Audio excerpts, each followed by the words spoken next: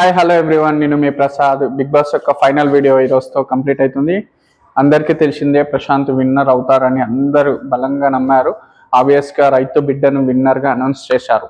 Anyway, Hartley congratulations Prashanth. And నిన్న జరిగిన దాంట్లో మా రైతులకు అమౌంట్ ఇచ్చేస్తా అని చెప్పాడు. అమ్మకేమో నక్లీస్ ఇస్తా అన్నాడు, డాడీకేమో కార్ ఇస్తా అన్నాడు. నిజంగా ఒక కామన్ మ్యాన్గా వచ్చి ఎంతోమందికి ఒక కాన్ఫిడెన్స్ నింపినట్టు వంటి ప్రశాంత్కు నిజంగా చాలా గ్రేట్.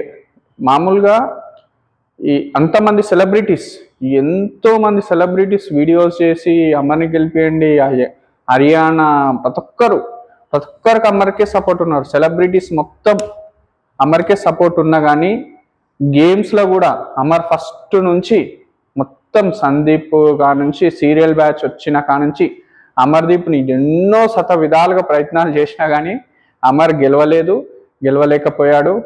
ఎటువంటి సపోర్టింగ్ లేకుండా ఒక్క శివాజీ గారి మాట అతన్ని ఫాలో అవ్వకుండా అతను ఆడిన విధానం, అతను మాట మీద నిలుపుకున్న విధానం, జనాలకు అతని బిహేవియర్ నచ్చి అతన్ని గెలిపించుకున్నారు. Anyway, Hartley congratulations. అండ్ నిన్న వెళ్ళేటప్పుడు ప్రశాంత్ ఫ్యాన్స్ అన్నాను నేను. ఎంతో అంత చిల్లరగా చేసేవాళ్ళని ఫ్యాన్స్ అన్నారు ఎవరు కానీ. దీన్ని ప్రశాంత్ ఒక వీడియో చేసి ఇట్లా చేయడం సరికాదని చెప్పింటే ఒక వీడియో నన్ను సెలబ్రిటీస్కి ఒక సారీ చెప్పింటే బాగుండేమో అని నాకు ఒక ఫీలింగ్ కలిగింది. నిన్న అట్లా చేయడానికి కూడా రీజన్ ఉందన్నమాట. అమరు ప్రశాంత్ని నెట్టిన దానికి సారీ చెప్పించింటే ఇంత రియాక్షన్ రాకపోతుండేనేమో అని నాది ఒక పర్సనల్ ఒపీనియన్. అది సారీ చెప్పించి అతనితో మంచిగా మింగిల్ అయ్యింటే ఫ్యాన్స్ కూడా ఓకే అనుకుంటుండేమో. కానీ ప్రశాంత్కి ప్రతి దగ్గర అవార్డు విన్నర్ ఇవ్వడం తప్ప ప్రతి దగ్గర అతను ఎన్ని విధాలుగా అతన్ని టార్చర్ పెట్టారో మనం అందరం చూసినాం. బట్ ఎనీవే, మొత్తానికైతే గేమ్ లాగా అయిపోయింది.